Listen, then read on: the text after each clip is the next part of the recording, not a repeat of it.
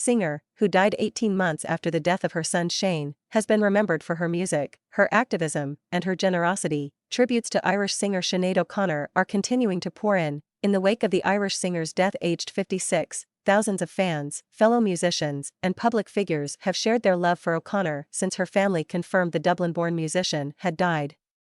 O'Connor's longtime friend, singer Bob Geldof, paid tribute to the Mandinka singer over the weekend at Ireland's Cavan Calling Festival. Addressing the crowd, Geldof recalled the nature of his final texts with O'Connor before her death. Many times Sinead was full of a terrible loneliness and a terrible despair.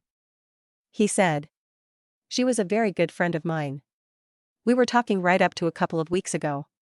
Some of her texts were laden with desperation and despair, and some were ecstatically happy. She was like that."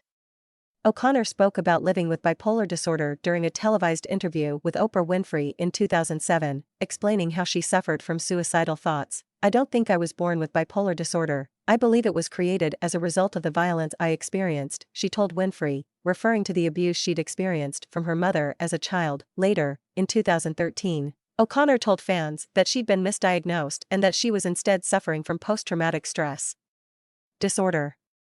Sinead O'Connor died 18 months after her son Shane, who was 17 when he died last year, by suicide. On July 17, O'Connor shared a post on Twitter paying tribute to Shane and expressing her ongoing grief over his loss. She wrote, #lost me 17-year-old son to suicide in 2022.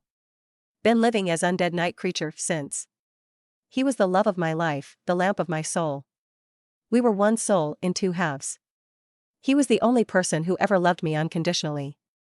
I am lost in the bardo without him." Sick. Bardo, in Tibetan Buddhism, is a state of existence between death